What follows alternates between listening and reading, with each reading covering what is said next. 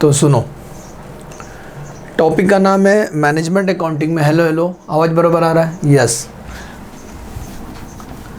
Topic का नाम है analysis of the financial statement या analysis interpretation of the account. ये जो टॉपिक है analysis interpretation of the account, तो हम लोग टॉपिक करने जा रहे हैं। उसका टॉपिक का नाम है analysis and interpretation of the account. इस टॉपिक में क्या क्या बेटा आपको पढ़ना है, बहुत सारी चीज़ पढ़ना है। आपने बैलेंस शीट अपने टी फॉर्म में देखा है ना, अभी तक 12th में बनाते थे, टी फॉर्म में बैलेंस शीट बनाते थे। तो आपको यहाँ पर इस टॉपिक में बैलेंस शीट को वर्टिकल में प्रेजेंट करना है। इसको हॉरिजॉन्टल बोलते हैं। एसेट्स, ए साइड एसेट होते थे, ये साइड लाइबिलिटी। तो आपको अभी ऐसा क्वेश्चन देंगे और आपको बोलेंगे इसको वर्टिकल में प्रेजेंट करो। तो इसके अंदर क्या क्या पढ़ने लायक है, एक तो आपको वर्टिकल बैलेंस शीट बनाने आना चाहिए। वर्टिकल बैलेंस शीट, ये हॉरिजॉन्टल बैलेंस शीट, आपको वर्टिकल बैलेंस शीट बनाने आना चाहिए। सेकेंड वैरायटी आपको सीखना है वर्टिकल इनकम स्टेटमेंट कैसे बनाना है। वर्टिकल इनकम स्टेटमेंट वो क्या होता है सर? याद करो, अपन ट्रेडिंग और profit loss account T form में बनाते थे। आपको वो देंगे और बोलेंगे अब इसको वर्टिकल में प्रेजेंट करो। वर्टिकल मतलब सीधा प्रेजेंट करो। जैसे अपन रोड पे चलते तो सीधा चलते हैं, तो वैसे सीधा वर्टिकल बनाए। तो वर्टिकल बैलेंस शीट बनाना सीखना है, वर्टिकल प्रॉफिट लॉस अकाउंट सीखना है। तीसरा चीज़ सीखना है, एक बार ये बन के हो गया ना, फिर वो लोग बोलते हैं अभी इसका कॉमन साइज बनाओ। कॉमन साइज दोनों का, common size balance sheet, common size income statement. ठीक है, ये भी सीख के हो गया। फिर चौथा वैरायटी, इसका नाम है कंपैरेटिव। वो बोलते हैं कि अभी वो बैलेंस शीट का कंपैरेटिव बनाओ, दो बैलेंस शीट को कंपेयर करना है, तभी तो परफॉर्मेंस पता चलेगा। तो इसके बाद हम बनाएंगे कंपैरेटिव। कंपैरेटिव भी दो होंगे, बैलेंस शीट का कंपैरेटिव और इनकम स्टेटमेंट का कंपैरेटिव।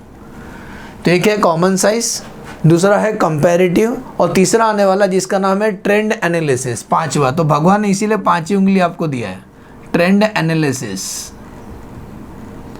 इसके अंदर भी बैलेंस शीट का ट्रेंड सीखना है और इनकम स्टेटमेंट का ट्रेंड सीखना है। तो ये करने के बाद ये चैप्टर खत्म होगा। ठीक है, तो चैप्टर में पढ़ने लायक बहुत सारा बेटा, सुने, इस चैप्टर में पढ़ने लायक बहुत सारा चीज़ है। Vertical balance sheet, vertical income statement, common sense, comparative trend. तो मेरा प्लेलिस्ट में आपको मिल जाएगा पूरा A to Z। पहले हम लोग सीखते हैं, आज पहले स्टार्ट करते हैं वर्टिकल बैलेंस शीट बेटा कैसे बनाना। जिधर भी डाउट रहेगा पूछना बिंदास, क्योंकि जब तक आप बोलोगे नहीं मुझे कैसे समझेगा कि आपको समझा कि नहीं। ठीक है, तो ये बाद में नोट कर लेना। इरेज करो, लिखने तो बोला नहीं मुझे। ठीक है, लिख लो फटाफट कि क्या क्या इस टॉपिक में पढ़ना है। वर्टिकल बैलेंस शीट बाद में लिख लेना।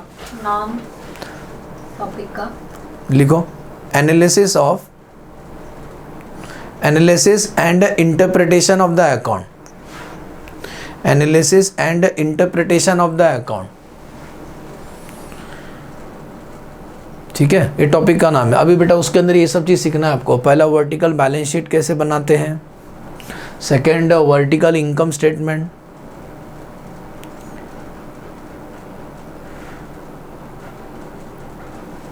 थर्ड कॉमन साइज के अंदर 2 सीखना है। ये तीनों में सब में 2-2 आएंगे आगे। Common size balance sheet, common size income statement. Fourth comparative balance sheet, comparative income statement. And the last trend analysis. Trend analysis में भी वही बैलेंस शीट और इनकम स्टेटमेंट सीखना है। हर एक वीडियो में अपन सीखते जाएंगे एक एक वैरायटी कैसे सॉल्व करना है। चलो अभी हम लोग, मैं इसको इरेज करता हूँ बेटा, और बैलेंस शीट में PhD करते हैं। ध्यान देना, अब मैं जो यहाँ लिखा हूँ ये बाद में लिखना, पहले मुझे समझा लेने दो, फिर चाहिए तो लिखते भी रहना। देखो बेटा, हमने बैलेंस शीट इस तरीके से देखा है। पहला वैरायटी सीखने जा रहे हैं। आपको क्वेश्चन एग्जाम में यही देंगे, बैलेंस शीट।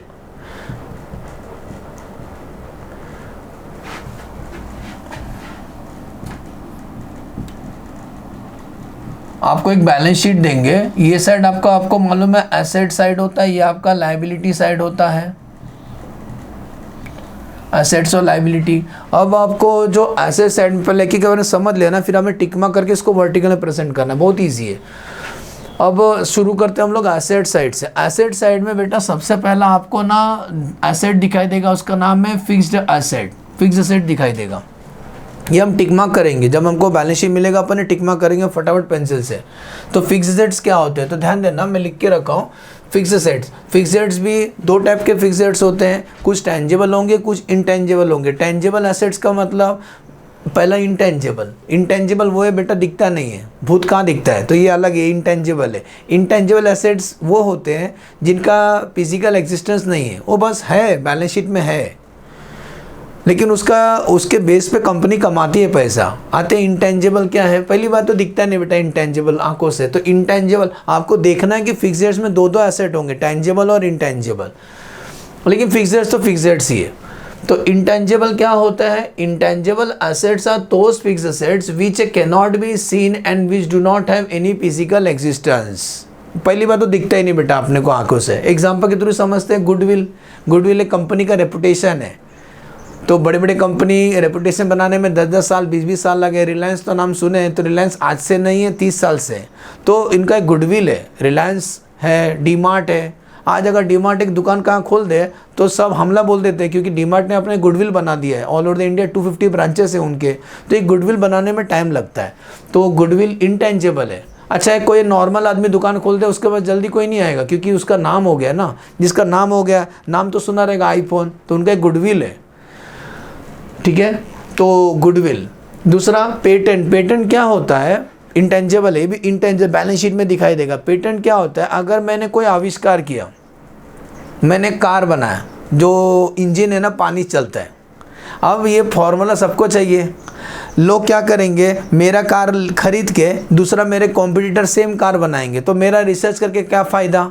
मैं 10 साल रिसर्च किया तब जाके इंजन बनाया, एक कार बनाया उड़ने वाला। तो अगर मैं बना के बेचूंगा तो मेरे जो दुश्मन है वो भी मेरा कार खरीद लेंगे। कार खरीदने में क्या जाता है, और सब तोड़ मोड़ के खोल के देखेंगे मैं क्या डाला है, फिर वो भी बनाएंगे। फिर मेरा 10 साल मेहनत कर क्या फ़ायदा। इसीलिए मैं अपना नाम पे रजिस्टर्ड करा लेता हूँ कि वो मेरे पास ही अधिकार है उसको बनाने का। अगर कोई और चोरी किया ना, उसके ऊपर कोर्ट में केस ही करेंगे। तो ये पेटेंट है, पेटेंट ये मेरा अधिकार है, ये केवल मैं यूज़ करूँगा। मैंने कुछ फार्मूला बनाया अभी रिसर्च करके, तो ये फार्मूला मैं यूज़ करूँगा कुछ साल तक। एक बार मुझे कमा लेने दो, फिर आप लोग कमाना। तो एक वो चीज़ आप अपने नाम पे रजिस्टर्ड करा लेते हो। तो याद रहेगा, गुडविल इसे इंटेंजिबल एसेट, पेटेंट इसे इंटेंजिबल एसेट। ट्रेडमार्क वो लोगो वगैरह होता है, ट्रेडमार्क होता है ना, हाँ। जैसा BMW का देखिए हो, ऑडी का देखिए हो, है ना, मर्सिडीज़ का देखिए हो, हाँ, सबका अपना अपना ये होता है। तो ट्रेडमार्क। कॉपीराइट क्या होता है, कॉपीराइट ये एक बुक वगैरह में होते हैं, टेक्स्ट बुक छापते हैं, तो ऑथर लिखता है कि इसका कॉपी नहीं निकालने का, जेरोक्स नहीं निकाल, इसके बावजूद लोग जेरोक्स निकालते हैं। तो कॉपीराइट वो सब चीज़ में होता है। आप मूवी बनाए, डायरेक्टर ने 50 करोड़ रुपया ला के मूवी बनाए, और कुछ लोग कैमरा लेके बैठे थे थिएटर में रिकॉर्डिंग करने के लिए, तो डायरेक्टर का नुकसान होता है। तो कॉपीराइट मतलब ये जो हमने चीज़ पब्लिश करे, इसे कोई कॉपी मत करो, क्योंकि हमको नुकसान होता है। तो कॉपीराइट भी है, राइट है। तो goodwill, patent, trademark, copyright, license भी होते हैं, ठीक है। क्लियर। इंटेंजिबल एसेट बेटा, आगे बढ़ते हैं। तो फिक्स्ड एसेट्स के अंदर इंटेंजिबल मिलेंगे अपने को बेटा, फिक्स्ड एसेट्स में इंटेंजिबल मिलेंगे और कुछ टेंजिबल मिलेंगे। आते हैं बेटा टेंजिबल क्या होता है।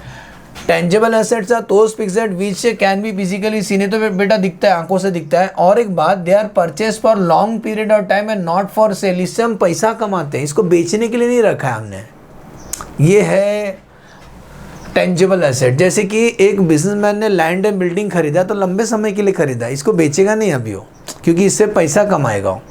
बहुत सारे लोग देखो एक रूम होता है और रूम खरीद लेते हैं, तो क्या करते हैं बाद में, इससे भाड़ा कमाएंगे, इसको बेचते नहीं है, रेवेन्यू सोर्सेस है। और एक तो लैंड एंड बिल्डिंग है, आपका प्लांट एंड मशीनरी है, एक फैक्ट्री है, उसमें मशीनरी डाल दिए, लंबे समय तक वो मशीन पैसा कमा के देगा आपको। फर्नीचर, बिल्डिंग वगैरह में देखो तो फर्नीचर ही होते हैं ना, थोड़ी ना कोई नीचे बैठा रहता है। तो फर्नीचर एंड फिक्सचर सब आता है उसके अंदर, ओके।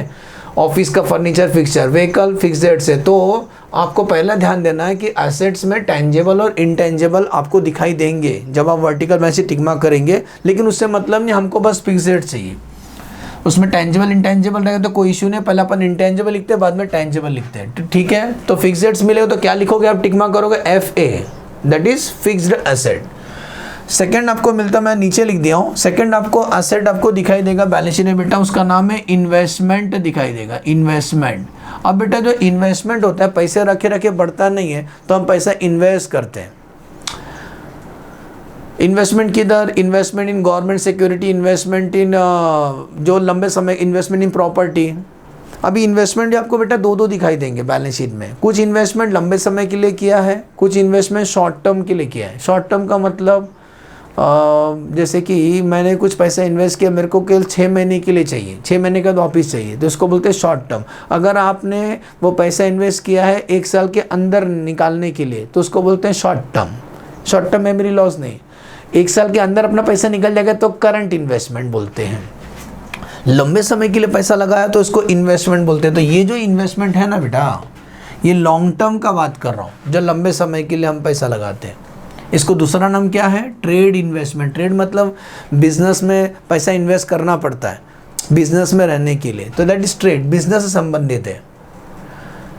तो ये क्या है, investments are held for long time. Example, investment in immovable. Immovable समझते हैं, जैसे कि ज़मीन खरीद लिया, बंगलो खरीद लिया, दैट इज इमूवेबल, वो किधर हिलेगा। तो इन्वेस्टमेंट इन इमूवेबल प्रॉपर्टी या इन्वेस्टमेंट इन गवर्नमेंट सिक्योरिटी। तो ये जो इन्वेस्टमेंट है बेटा, हमने लंबे समय के लिए पैसा लगाया, तो ये भी आपको दिखाई देंगे। ज़्यादातर तो ऐसा लिखा रहेगा, इन्वेस्टमेंट लिखा रहेगा। समझ जाने का, आप उसको टिक मार्क कर देना, आई लिख देना, आई स्टैंड फॉर इन्वेस्टमेंट। तो आपको बैलेंस शीट में क्या मिलेगा, पहला फिक्स्ड ढूंढना है आपको। फिक्स्ड में टेंजिबल और इंटेंजिबल रहेगा, वो फिक्स्ड ही है। फिर दूसरा ढूंढना आपको इन्वेस्टमेंट। अब तीसरा हो जाओ खतरनाक, उसका नाम है current asset, CA, chartered accountant नहीं, करंट एसेट। अब आते हैं करंट एसेट। बेटा करंट एसेट अक्सर इसके नीचे दिखाई देगा आपको, करंट एसेट बराबर नीचे दिखाई देगा। लेकिन बेटा करंट एसेट्स के अंदर भी 2 करंट एसेट होते हैं। करंट एसेट्स के अंदर 2 करंट एसेट होते हैं, एक क्विक और दूसरा नॉन क्विक। ध्यान देना, पहले समझते हैं अपन बेटा क्विक किसको बोलते हैं। क्विकर में बेस डाल नहीं, एक होता है क्विक एसेट और दूसरा होता है नॉन क्विक। मतलब करंट एसेट में 2 मिलेंगे आपको, क्विक और नॉन क्विक। पहले हम समझते हैं क्विक क्या होता है, नॉन क्विक क्या होता है, क्योंकि ये क्लासीफाई करना पड़ता है वर्टिकल बैलेंस शीट में। देखो इधर, ये हो गया, समझ गया फिक्स्ड्स में, फिक्स्ड्स। दूसरा इन्वेस्टमेंट लॉन्ग टर्म वाला। अभी करंट एसेट, कभी कभी कोई पूछता है करंट एसेट क्या होता है। करंट एसेट सीधा सीधा बोलो तो अपना बिजनेस में पैसा फंस गया कुछ खरीद के, तो अपन उसको बेचते हैं। तो अपन उसको बेच के अपना पैसा कितना जल्दी निकलेगा। अगर अपना पैसा बेटा 1 साल के अंदर निकल जाएगा तो उसको करंट एसेट बोलते हैं। मतलब देखो वो चीज़ 1 साल में बिकता है क्या, 1 साल के अंदर बिकता है क्या। अगर 1 साल से ज़्यादा टाइम लगेगा तो वो फिक्स एसेट्स, वो लंबे समय के लिए। लेकिन ये करंट एसेट्स का बात कर रहे हैं, assets which can be converted into cash with in a period of 1 year. Very very important. अगर आपका पैसा 1 साल में निकलता है तो उसको करंट एसेट बोलते हैं। फिक्स्ड जितना जल्दी नहीं बिकता है बेटा, वैसे बेचने के लिए नहीं रखा है। अब उसके अंदर बेटा क्विक और नॉन क्विक क्या होते हैं, क्विक और नॉन क्विक। तो पहला अपन क्विक ही पढ़ लेते हैं। क्विक एसेट्स, जैसा अभी कभी कभी बहुत तेज़ भूख लगता है तो आप फटाफट जाते हैं मैगी बनाते हैं 2 मिनट में, बड़ा क्विक, टाइम ज़्यादा नहीं लगता है। लेकिन कभी कभी कुछ खाना बनाने में टाइम लगता है बेटा, थोड़ा सब्र करें, आधा घंटा 1 घंटा, लेकिन कुछ खाना बहुत जल्दी बन जाता है, क्विक। तो ऐसी करंट एसेट में भी किधर आपका पैसा फंसाना बहुत जल्दी निकल जाएगा। अच्छा, आपके पास मोबाइल होगा तो कल वो मोबाइल को बेचना है, क्या जल्दी बिकेगा? हाँ बिकेगा ना। अगर आप दुकान में ट्राई करें कोशिश करें, जल्दी बिक जाएगा। लेकिन आपके पास एक बहुत बड़ा एक बंगला है, कार है, वो जल्दी नहीं बिकेगा, उसको टाइम लगेगा बेचना, अच्छा कस्टमर ढूंढना पड़ेगा। मोबाइल जल्दी बिक जाता है। हाँ बिक जाएगा, क्यों नहीं बिकेगा? आप दुकान में जाए सेल हो जाएगा। तो कुछ चीज़ क्विक होता है, कुछ चीज़ क्विक है। अभी आते हैं क्विक एसेट्स क्या होता है।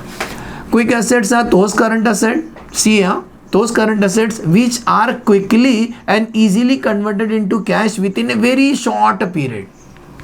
मतलब 1 साल रहेगा तो करंट एसेट, कुछ चीज़ ना इतना इंतजार नहीं करना पड़ता और जल्दी आपका पैसा निकल, मतलब 1 2 3 महीने में निकल जाएगा आपका। इसीलिए बोलते हैं वेरी शॉर्ट पीरियड। तो एग्जाम्पल कैश इन हैंड, बेटा अपने पास नोट होगा, कैश होगा, वो तो कैश ही है ना, उसको थोड़ी ना कन्वर्ट कराने का। मुझे कैश चाहिए, क्या पैसा कैश एट बैंक। अच्छा मेरा बैंक में पैसा है, फटाफट मैं निकाल सकता हूँ, कैसे? अरे जाऊँगा ATM से पैसा निकाल लूँगा, हो गया। किसी से परमिशन नहीं लेना है मेरे को, तो देखो बैंक में जब पैसा कितना आसानी से निकल गया। डेटर, जब हम डेटर को उधारी देते हैं तो डेटर को उधारी जब देते हैं तो डेटर को बोलते हैं 1 महीने का उधारी, 2 महीने का उधारी, ज़्यादा से ज़्यादा 3 महीने का। इतना लंबा उधारी नहीं देते, आराम से जा खा और 3 साल के बाद आना, तब तो भाग ही जाएगा। हम जब डेटर को उधारी देते हैं 1-2 महीने का उधारी देते हैं, इसीलिए डेटर क्विक होता है। बिल से रिसीवेबल, मैं ड्रावर तू ड्रावी, मैं बिल ड्रॉ करूंगा आप एक्सेप्ट करोगे, तो जो सामने वालों को समय देते हैं वो 2-3 महीने का ही देते हैं। इसका मतलब बहुत जल्दी अपना पैसा निकल जाएगा, नहीं देगा तो उसके ऊपर कोर्ट में केस करेंगे एटसेट्रा एटसेट्रा। में एग्जांपल, कल अगर मैं बोला बेटा इन्वेस्टमेंट लॉन्ग टर्म वाला इधर आएगा, लेकिन अगर बोल देंगे शॉर्ट टर्म तो शॉर्ट टर्म इधर ही आएगा। लिख देता हूँ, इसको मार्केटेबल इन्वेस्टमेंट भी बोलते हैं। कौन सा टेबल? मार्केटेबल। मार्केटेबल इन्वेस्टमेंट भी बोलते हैं, मार्केटेबल को शॉर्ट टर्म भी बोलते हैं। ठीक है, मार्केट ये लॉन्ग टर्म वाला, देखो यहाँ लिखा हूँ, ये लॉन्ग टर्म वाला है, या तो लॉन्ग टर्म रहेगा या शॉर्ट टर्म रहेगा। शॉर्ट टर्म रहेगा तो करंट असेट्स में आएगा, लॉन्ग टर्म रहेगा तो इन्वेस्टमेंट में आएगा। Quick assets clear. अब आते हैं ये एटसेट्रा लिख देता हूँ क्योंकि और भी लोग बेटा आ सकते हैं, और भी आ सकता है। लेकिन अब आते हैं नॉन क्विक क्या होता है। नॉन क्विक जरा समझना है। करंट असेट्स के अंदर कुछ क्विक असेट मिलेंगे, कुछ नॉन क्विक आपको ढूंढना है। NQ नॉन क्विक, ये क्या होता है? ये 3-4 महीने से ज़्यादा टाइम लगेगा, लेकिन 1 साल के अंदर थोड़ा ज़्यादा टाइम लगता है इसको निकलने के लिए पैसा। इसमें क्या आता है ज़रा ध्यान देना, इसको आपको याद रखना, रट्टा मारना है। सबसे पहला आता है बेटा स्टॉक। स्टॉक हमेशा नॉन क्विक होता है। स्टॉक का मतलब एक बिजनेसमैन जब बिजनेस करता है उसके पास कुछ स्टॉक बचता है। जैसा मैं फर्नीचर बेचता हूँ, सोफ़ा बेड बेचता हूँ, तो बेटा मेरा सोफ़ा बेड बिकने के लिए टाइम लगेगा। कस्टमर आएंगे, देखेंगे, आके चले जाते हैं, मतलब कस्टमर भी टाइम लगता है। चलो कस्टमर आया भी 2 महीने का, एक कस्टमर आया, वो बोलता है मैं आपको उधारी में देंगे क्या, मैं आपका पैसा 3 महीने के बाद देगा। तो देख रहे हो, एक तो 2 महीने का कस्टमर आया और कस्टमर आने का तो वो भी 2-3 महीना ले रहा है, तो 5-6 महीना लग गया मेरा स्टॉक बिकने को। तो स्टॉक जल्दी नहीं बिकता है, रातों रात ऐसा नहीं है। कैल्सी है तो कैल्सी छोटा मोटा है, लेकिन बड़े बड़े स्टॉक कुछ ऐसे होते हैं बिजनेसमैन के, जो टाइम लगता है उसको बिकने को। तो स्टॉक इसीलिए नॉन क्विक बोलते हैं, क्योंकि यहाँ पे पैसा ऐसा नहीं कि मिलता नहीं, थोड़ा टाइम लगता है। ओके, तो स्टॉक हमेशा रहना नॉन क्विक है। दूसरा बेटा प्रीपेड एक्सपेंसेस। प्रीपेड एक्सपेंस क्या होता है? अगर आपने, मैं एक रूम लिया हूँ भाड़े पे, और मुझे एक रूम भाड़े पे लिया, पूरा 1 साल का भाड़ा मैंने दे दिया उसको 10,000 के हिसाब से, 1,20,000 दे दिया। मैं 3 महीने यूज़ किया, 3 महीने के अंदर मैंने बोला मेरे को रूम छोड़ना है, खाली करना है, मेरे को मेरा भाड़ा वापस दो। वो आदमी बोलता है मैंने पैसा कहीं और लगा दिया। बोले यार लेकिन मेरे को तो मेरा पैसा चाहिए ना, आपका रूम बरोबर नहीं, आग लग गया, इसीलिए मैं भी रूम छोड़ रहा है, मेरे को मेरा पैसा वापस करो। वो आदमी पैसा दे नहीं रहा था। और रियलिटी है, जब आप पैसा किसी को दे दोगे ना जल्दी वापस नहीं मिलता है। तो प्रीपेड एक्सपेंस क्या होता है? प्रीपेड, याद करो अपन मोबाइल में रिचार्ज कराते तो प्रीपेड रिचार्ज कराते हैं, तो पहले अपन पैसा भरते बाद में बात करते हैं। तो कल अगर तुम ज़्यादा पैसा भर दिए हो एयरटेल वाले को, जियो वाले को, तो आप बोलोगे मैंने रिचार्ज किया था 1 साल का, मेरे को मेरा पैसा वापस चाहिए। वो बोलते हैं यहाँ पैसा आता है जाता नहीं है, आप बस बात करके ख़त्म करो। तो प्रीपेड एक्सपेंस क्या होता है बेटा? वापस ही नहीं मिलता है। आप इसका बेनिफिट ले सकते हो, वापस नहीं मिलता है। तो स्टॉक मिलता है लेकिन टाइम लगता है, सद्दा और सब्र ही रखें। प्रीपेड एक्सपेंसेस मिलता ही नहीं, पैसा वापस मिलता ही नहीं, आप इसका बेनिफिट लो। और तीसरा है बेटा एडवांस टैक्स। इन तीनों का नाम याद रखना। एडवांस टैक्स मतलब अगर इनकम टैक्स में, अगर एडवांस टैक्स मतलब ज़्यादा पैसा दे दिया हमने तो रिफ़ंड जल्दी नहीं मिलता है, टाइम लगता है, क्योंकि सरकारी काम है, गवर्नमेंट को पैसा लेने आता है, देने नहीं आता है। तो अगर आपने एडवांस टैक्स दे दिया गवर्नमेंट को तो जल्दी नहीं मिलेगा, टाइम लगेगा, क्योंकि गवर्नमेंट का प्रोसेस मालूम है सरकारी। तो 3 चीज़ नॉन क्विक होता है। कौन सा? स्टॉक, प्रीपेड एक्सपेंस और एडवांस टैक्स। ये तीनों रट्टा मारना है। इन तीनों को छोड़ के बेटा सब क्विक एसेट है। इन तीनों को छोड़ के अभी आप करंट एसेट में कोई आएगा तो ये मत समझना नॉन क्विक क्या क्या है। आप बस याद रखना नॉन क्विक बेटा 3 ही होते हैं। नॉन क्विक 3 ही होते हैं, एक तो स्टॉक, दूसरा प्रीपेड और तीसरा एडवांस टैक्स। इनको छोड़ के सब क्विक एसेट है। ठीक है, तो हमने फिक्स एसेट्स पढ़ लिया, इन्वेस्टमेंट पढ़ लिया, करंट एसेट पढ़ लिया। करंट एसेट में 2 होते हैं, क्विक और नॉन क्विक। अब आते हैं तीसरा, जिसका नाम है फिक्टिशियस एसेट, नकली एसेट। ये क्या होता है? ये ना कंपनी ने जब फॉर्म किया रहेगा तो उस टाइम पे खर्चा किया रहेगा, ये खर्चा कैरी फॉरवर्ड हुआ है, पिछला साल से कैरी फॉरवर्ड होते आ रहा है। ये यहाँ दिखाई देते हैं कोने में, एंड में चप्पल है, फिक्टिशियस एसेट दिखाई देगा। तो ये बैलेंस शीट में ये सब लोग दिखाई देंगे आपको। फिक्सेड्स, इन्वेस्टमेंट, करंट एसेट में क्विक और नॉन क्विक और नकली एसेट। ये नकली है, जैसा कुछ लोग टकले रहते हैं तो नकली बाल पहनते हैं, कुछ लोग का दांत नहीं तो नकली दांत पहने, ऐसे नकली है, नकली, फिक्टिशियस। तो इधर देखो फिक्टिशियस क्या होता है, ये भी इंटेंजिबल एसेट है बेटा, जैसा वो इंटेंजिबल एसेट था ना फिक्सेड्स के अंदर, ये भी इंटेंजिबल एसेट है which do not have any क्या क्या which do not have any हाँ which do not have any value, से कोई वैल्यू नहीं होता है, नकली खर्चा है, not have any value. This types of expenses carry forward. Carry forward का मतलब होता है, ये क्या होता है, बहुत बड़ा खर्चा होता है, तो कंपनी एक ही बार वो खर्चा अपना प्रॉफिट लॉस में लिखेंगे तो पहले साल ही लॉस हो जाएगा, इसीलिए वो खर्चे को उठा के बैलेंस शीट में लिख डालते हैं और हर साल थोड़ा थोड़ा उसमें से उड़ाते हैं। जैसे एग्जांपल, पापा ने आपके लिए 5 किलो केक लेके आओ, खाने वाला अब अकेले ही है, तो आप बोले आराम से खाएगी ना, थोड़ा थोड़ा रोज, तो 5 दिन में खाए, तो वैसी कंपनी इसको 5 साल में खा रही है, तो वैसी इसको बोलते हैं फिक्टिशियस एसेट, क्योंकि खर्चा बहुत बड़ा था। क्या क्या आता है बेटा उसके अंदर, this are shown on the balance sheet asset side. क्या क्या आता है, जैसे कि प्रिलिमिनरी एक्सपेंस, कंपनी को फॉर्म करते तो खर्चा आता है। आप वो मूवी देखा रहेगा शिवाजी, उसमें रजनीकांत यूनिवर्सिटी बनाने वाला होता है, तो बेटा जल्दी नहीं बनता है, सब लोग ना रिश्वत ही मांगते, बोलते हैं प्रोजेक्ट कितना करोड़ का, बोला 200 करोड़ का, बोला 10% हमको दे दो, तो जिधर भी जाता है सब जगह खिलाना ही पड़ता है। आप सीधा तरीके से दो या कैसा भी दो, लेकिन प्रिलिमिनरी एक्सपेंस कंपनी को फॉर्म करने में खर्चा आता है, जैसे कि मेमोरेंडम बनाना है, आर्टिकल ऑफ एसोसिएशन बनाना है, शेयर सर्टिफिकेट प्रिंट करना है, बहुत सारा लीगल फॉर्मेलिटी होता है, तो इसमें खर्चा होता है, लेकिन खर्चा है ना, कोई एसेट तो है ही नहीं। अंडर राइटर कमीशन क्या होता है, अपना शेयर कोई खरीदता नहीं है तो फिर अंडर राइटर बीच में आता है। अंडर राइटर वो गारंटी देते, कोई तुम्हारा शेयर नहीं खरीदे तो हम आपका शेयर खरीदेंगे, दैट इज़ अंडर राइटर, उसके बदले में कमीशन चार्ज करते हैं। डिस्काउंट ऑन शेयर्स अगर डिस्काउंट में देंगे तो लॉस है हमारा, तो ये सब दिखता है। प्रिलिमिनरी एक्सपेंस फेमस है, इसको मिसलेनियस एक्सपेंडिचर भी बोलते हैं कभी कभी, ठीक है, लिख देता हूँ, मिसलेनियस एक्सपेंडिचर लिख के आएगा,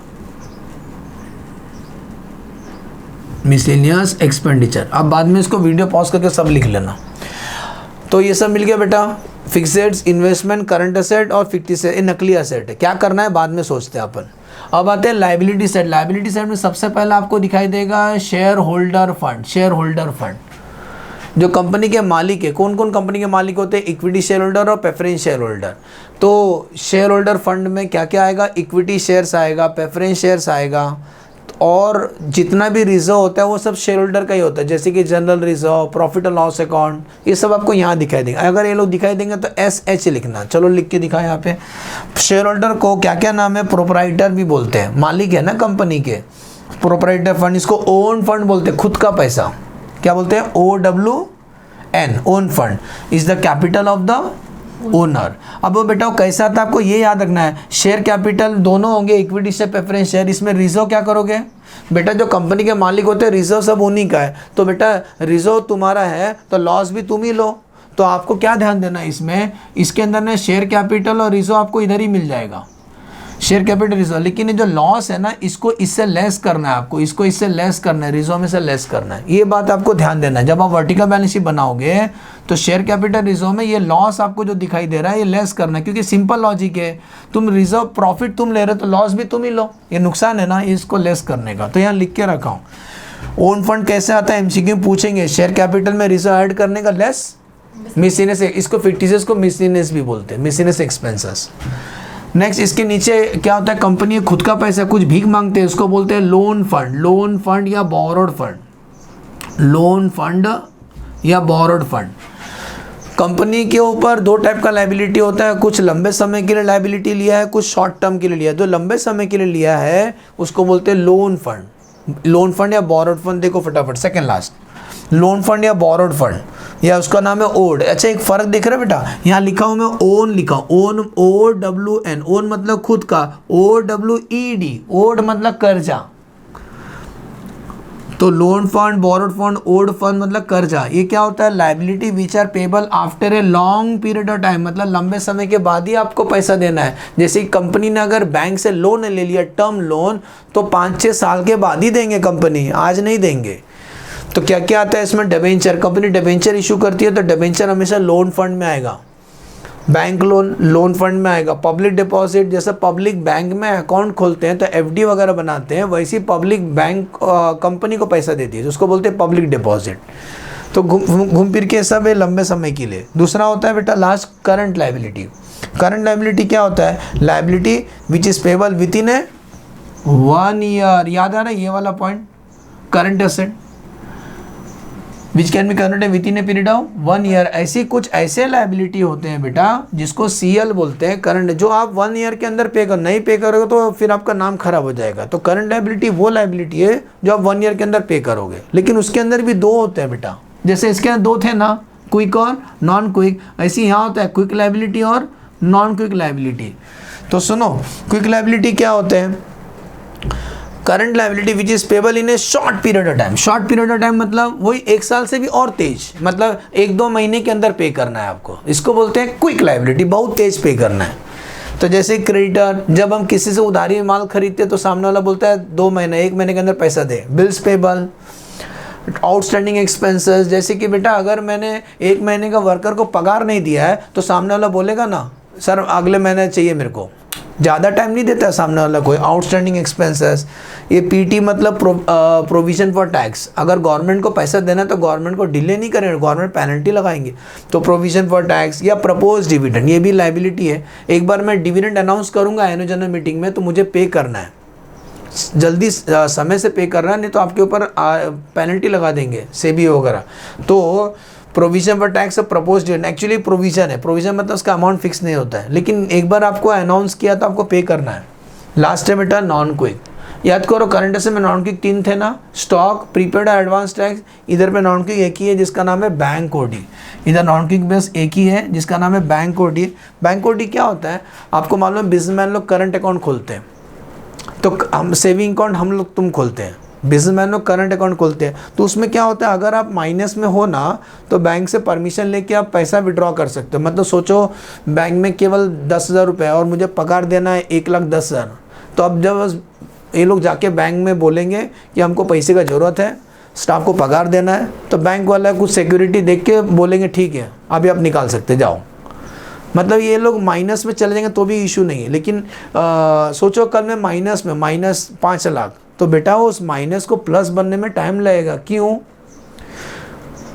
हम बिजनेसमैन हैं, गुड्स खरीदेंगे, उसको बना के बेचेंगे, तब कस्टमर खरीदेगा, फिर पैसा देगा, ये टाइम लगता है इसको। मतलब 7-8 महीना तो लग ही जाएगा माइनस को प्लस बनने में। इसीलिए बोलते हैं बैंक ओडी नॉन क्विक है। इतना जल्दी नहीं आप माइनस से प्लस में हो जाओगे, शेयर मार्केट नहीं है, इसमें टाइम लगता है।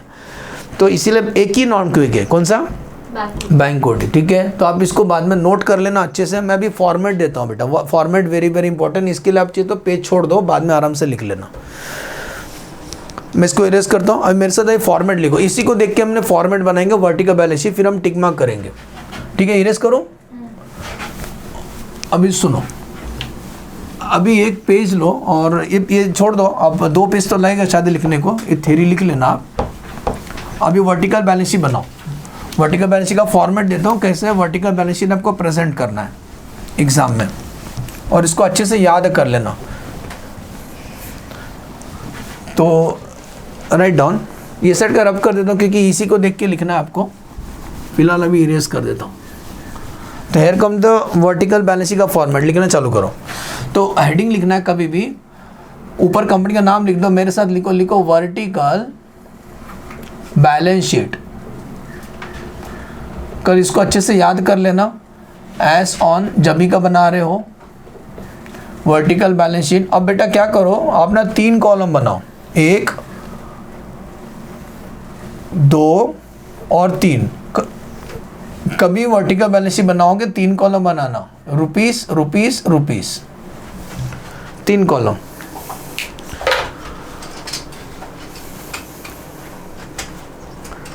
वर्टिकल बैलेंस शीट, हाँ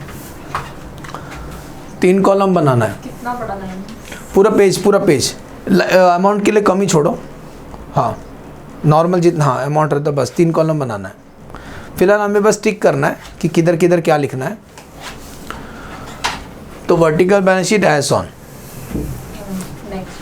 सबसे पहला बेटा जब भी वर्टिकल बैलेंस शीट बनाओगे, अभी ध्यान देना, मैं मेन हेडिंग देता हूँ। जैसे दो पार्ट होते हैं, अपना याद करो टी फॉर्म का जो बैलेंस शीट था उसमें दो साइड थे, एसेट और लायबिलिटी, इसके भी दो पार्ट है। तो फर्स्ट पार्ट लिखो, जैसा मैं लिख रहा हूँ वैसे ही लिखो, अच्छा हैंडराइटिंग बनाओ, लिखो फर्स्ट पार्ट, इसको बोलते हैं sources of fund. Sources of fund, first number 1 first होता है, first sources of fund. Sources of fund का मतलब होता है बेटा बिजनेसमैन के पास पैसा किधर किधर से आया, बिजनेसमैन के पास पैसा किधर किधर से आया, सोर्सेज ऑफ फंड। तो इसके अंदर दो होते हैं, एक तो खुद का पैसा, दूसरा भीख मांगा हुआ पैसा। तो पहला आता है नंबर 1, अभी कैपिटल लेटर हम लोग यूज़ करेंगे, अंदर जा रहे हैं तो कैपिटल ए लिखो, share holder fund, share holder fund, underline मारो, शेयर होल्डर फंड। अब शेयर होल्डर फंड में क्या क्या लिखोगे, लाइन मत छोड़ना बेटा, लाइन मत छोड़ना, लाइन में बताऊं कब छोड़ना, लगातार लिखो बस, आप एक भी लाइन नहीं छोड़ना। शेयर होल्डर फंड, उसमें लिखो equity share capital, equity share capital. इसका अमाउंट किधर लिखना है, इसका अमाउंट आपको सीधा सीधा उठा के सेकेंड कॉलम में लिखना है। मैं राइट करता हूँ क्योंकि सब में राइट ही पढ़ाता है। ओके, इसमें preference share capital, preference share capital भी सेकेंड कॉलम में। इसमें बेटा जितना भी रिजर्व होता है वो सब ऐड कर देना है, रिजर्व जितना भी रिजर्व होगा सब ऐड कर देना है, ऐड रिजर्व। अब रिजर्व एक डेमो दे देता हूं, जैसे कि जनरल रिजर्व आएगा, प्रॉफिट एंड लॉस अकाउंट आएगा, हाँ तो सीधा सीधा ऐड कर देना।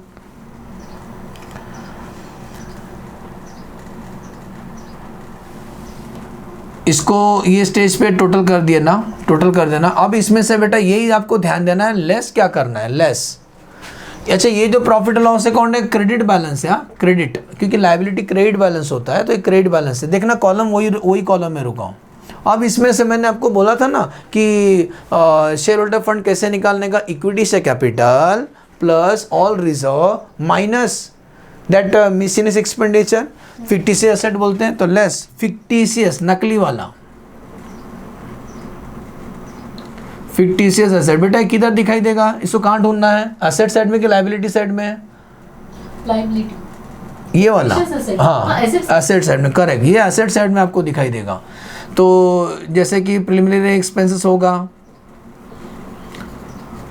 तो लिखेंगे, नहीं होगा तो नहीं लिखेंगे, इसको लेस करना, याद से सुन रहे हैं। शेयर इशू एक्सपेंस आएगा, एक दो नाम दे देता हूँ, share issue expenses, share issue expenses, ये रहेगा तो लेस करना। अभी फिलहाल यहाँ ब्रैकेट डाल देता हूँ, किसको माइनस करना है। कभी ब्रैकेट डालूंगा इसका मतलब माइनस हो रहा है,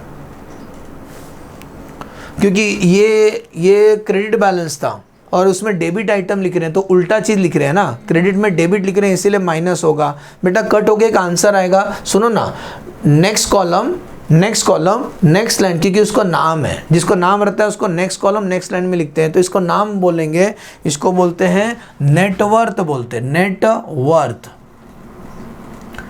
इसको एक्चुअली 5 नाम है, मैं बोल देता हूँ, ऊपर मार्जिन खाली जरा लिख के रखो, तो इसका 5 नाम क्या है, नेटवर्थ को 5, नहीं इधर मत लिखो, ऊपर खाली है ना मार्जिन, हाँ तो सुनो स्टार बना के लिख लो। नेटवर्थ को क्या क्या बोलते हैं, मैं यहाँ लिख देता हूँ, मैं इरेज कर दूंगा। नेटवर्थ बोलते हैं स्लैश शेयर होल्डर फंड बोलते हैं, ओनर फंड बोलते हैं, owner fund, own fund, proprietor fund,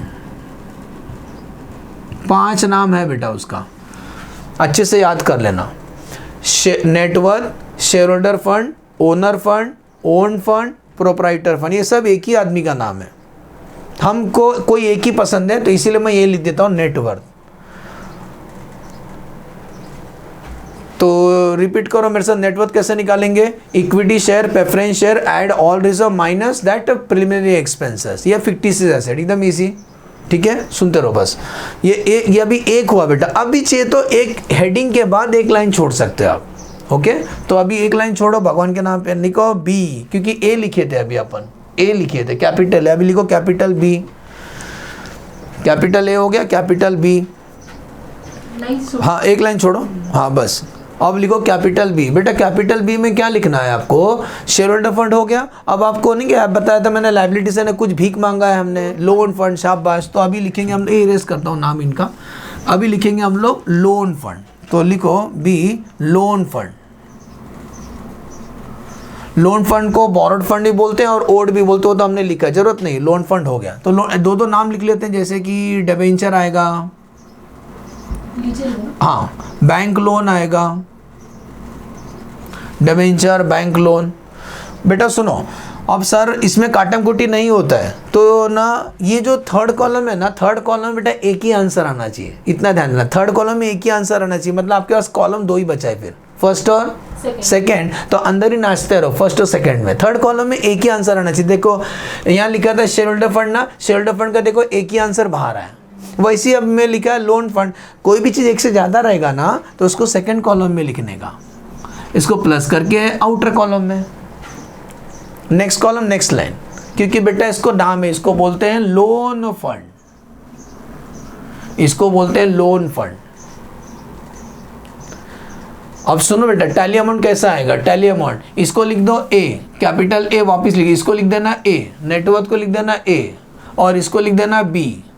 जो बाहर है ना उसको प्लस करने का, जो आउटर कॉलम है उसको प्लस करना। अभी जो टैली करते हैं उसी को बोलते हैं, टैली अमाउंट कैसा आएगा बेटा? इन दोनों को प्लस करना, इन दोनों को प्लस तो टैली अमाउंट आएगा, इसको बोलते हैं कैपिटल एम्प्लॉयड। तो कल कोई पूछता है कि कैपिटल एम्प्लॉयड कैसे आएगा, तो बहुत ईजी है, नेटवर्थ में लोन फंड प्लस करने का टैली अमाउंट आएगा, बात खत्म। ये एक पार्ट हो गया, समझना, बाहुबली पार्ट 1 हो गया, या बैलेंस शीट का एक साइड हो गया। अब हम सेकंड साइड सीखेंगे। अब इस फॉर्मेट को कंटिन्यू लिखते जाना। हो गया बेटा तक? अभी कंटिन्यू करना, क्योंकि एक पार्ट हो गया। तो एक पार्ट क्या था? Sources of fund. सोर्सेस का मतलब मेरे पास पैसा कहाँ कहाँ से आता है, तो कुछ खुद का पैसा, कुछ भीख मांगा हुआ पैसा है कंपनी के पास, दोनों मिला के कैपिटल कितना। अभी पैसा हमने कहाँ कहाँ लगाया उसको बोलते हैं एप्लीकेशन ऑफ द फंड। अब इनको अब सेकंड एक लाइन छोड़ो, क्योंकि हेडिंग है ना, एक लाइन छोड़ के लिखो। सेकंड पार्ट में लिखने जा रहा हूँ। इधर देखो, यहाँ फर्स्ट पार्ट लिखा था, अब हम लिखेंगे सेकंड पार्ट। स्क्रीन में दिखाई दे रहा, दिखाई दे रहा है सेकंड पार्ट। देखो 2 लिखो, सेकंड पार्ट लिखो application of the fund, application of the fund, underline मारो। एप्लीकेशन ऑफ फंड में बेटा 3 है, जैसे सोर्सेस में 2 थे ना, शेयर होल्डर फंड और लोन फंड, एप्लीकेशन में 3 है, तो एक कैपिटल ए लिखेंगे, कैपिटल बी लिखेंगे, कैपिटल सी लिखेंगे। तो कैपिटल ए लिखो, पहला लिखो फिक्स्ड एसेट, सबसे पहला फिक्स्ड एसेट, फिक्स्ड एसेट। और फिक्स्ड एसेट्स में आपको बताया था कि टेंजेबल और इनटेंजेबल लिखना है, तो पहला आप टेंजेबल लिख लो, बाद में इनटेंजेबल लिख लो, कोई इशू नहीं। तो पहला हम लोग टेंजेबल का नाम लिख, अभी कुछ लिखना नहीं, अंदर बस लिस्ट लिखना है। जैसे कि मैं नाम लिख देता हूँ, जैसे टेंजेबल एसेट होंगे तो अंडरलाइन मारो, लिखो land and building.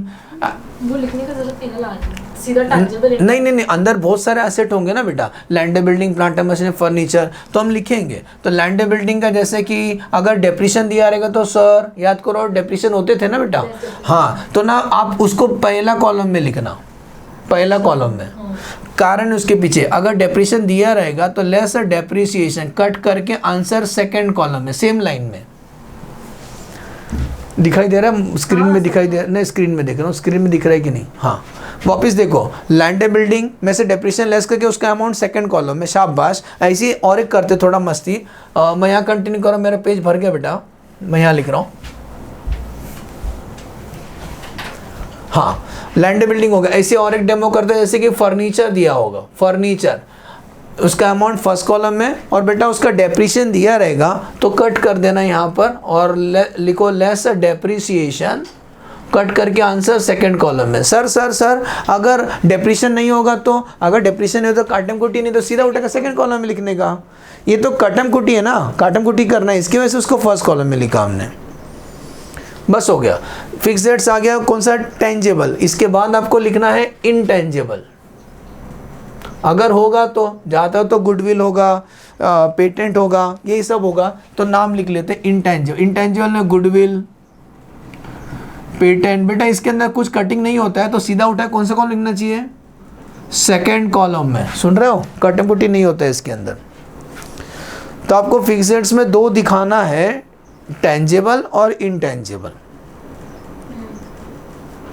Goodwill patent, बस हो गया, दो एग्जाम्पल लिख लिए, खत्म। अब फिक्स्ड कैसा आएगा, इन सबको प्लस करने का, लैंड बिल्डिंग का आंसर, फर्नीचर का आंसर और एक गुडविल पेटेंट सीधा सीधा प्लस करो तो नेक्स्ट कॉलम नेक्स्ट लाइन। जब मैं थर्ड कॉलम में जाता है ना उसको नीचे लिखता है क्योंकि उसका नाम है, हाँ फाइनल आंसर है, इसको बोलेंगे फिक्स्ड एसेट। फिक्स्ड एसेट, इसको मैं बोलूंगा फिक्स्ड एसेट, ठीक। तो फिक्स्ड एसेट्स को इसको लिख दो कैपिटल ए, बाद में टैली करने के लिए काम आएगा जो आंसर आउटर में है। ओके, अभी पहला हो गया बेटा अपना फिक्स्ड में आपको टेंजिबल और इंटेंजिबल शो करना है। सेकंड लिखेंगे कैपिटल लेटर बी लिखो, इन्वेस्टमेंट। तो बेटा ये कौन सा इन्वेस्टमेंट है, ये इन्वेस्टमेंट जो लंबे समय के लिए इन्वेस्ट करते हैं बिजनेसमैन, इसको ट्रेड भी बोलते हैं, ट्रेड इन्वेस्टमेंट, ठीक है, ट्रेड।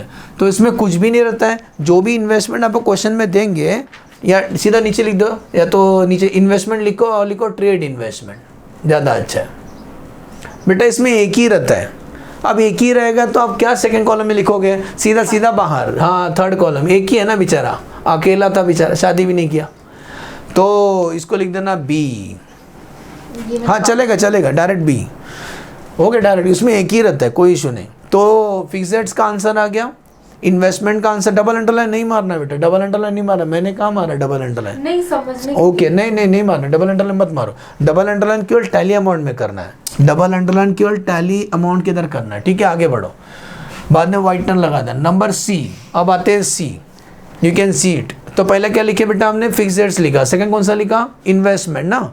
हाँ। अब आते हैं थर्ड है वर्किंग कैपिटल। वर्किंग कैपिटल, अब बोलेंगे वर्किंग कैपिटल कहाँ से आ गया, वर्किंग कैपिटल में साइड में लिखता हूँ, इधर देखो, करंट एसेट्स में से करंट लायबिलिटी जब आप माइनस करते हो सीए में से, जैसे सीए 100 और सीएल है 20, तो सीए में से सीएल माइनस करोगे तो आपको वर्किंग कैपिटल मिलेगा 80, तो आपको वर्किंग कैपिटल लिखना है। अब वो अलग बात है कि पहले उसमें बाद में सी ए ढूंढेंगे, बाद में सी एल ढूंढेंगे, लेकिन सी ए का भी इशू है, सी ए के अंदर भी क्विक और नॉन क्विक लिखना पड़ेगा और सी एल के अंदर लिखना पड़ेगा। सी ए में सी एल माइनस करूँगा तो वर्किंग कैपिटल, मतलब माइनस करना है, ठीक है। तो चलो पहले लिखते हैं वर्किंग कैपिटल। अब वर्किंग कैपिटल आपको एग्जाम में कैसे, तो समझ गया, पहले सी ए लिखना है आपको बेटा। तो थोड़ा सुनो ना, अभी और हम और अंदर जा रहे हैं, अभी कैपिटल लेटर लिखा है, अभी आप अंदर जाने के लिए स्मॉल लेटर वर्ड यूज करेंगे, स्मॉल लेटर ए लिखेंगे, करंट एसेट। अब बेटा मैं बताया करंट एसेट्स के अंदर और अंदर हमको जाना है, करंट एसेट्स के अंदर हमको और अंदर जाना है, तो अब हम लिखेंगे क्विक और नॉन क्विक। फिर नंबर क्या लिखे, नंबर खत्म हो गया, तो थोड़ा देखो स्टाइल, 1 ऐसा वाला 1, रोमन 1 अंदर। अभी हम लिखेंगे क्विक एसेट, क्विक एसेट। अब आप बोलेंगे सर अभी क्विक एसेट्स का नाम, एग्जांपल कैश, बैंक, डेटर, बस हो गया डेमो के लिए। अब सुनो, आप नोट करना, ये जो पहला कॉलम है नॉर्मली खाली चले गया, तो पहला कॉलम थोड़ी ना फालतू बनाए थे, तो अभी ध्यान देना, cash, bank, debtor first column में लिखने का, फर्स्ट कॉलम में। करंट क्विक हमेशा फर्स्ट कॉलम में लिखो, तो फर्स्ट कॉलम वेस्ट हो जाएगा। अब इन सबको प्लस करोगे ना तो एक आंसर आएगा, उसको बोलना टोटल क्विक एसेट बोलना, टोटल क्विक एसेट बोलना, टोटल क्विक एसेट। ऐसी दूसरा लिखो number 2, non quick asset. Non quick asset, non quick assets बताया था 3 चीज होते हैं, स्टॉक, प्रीपेड और एडवांस टैक्स। तो स्टॉक, प्रीपेड और एडवांस टैक्स।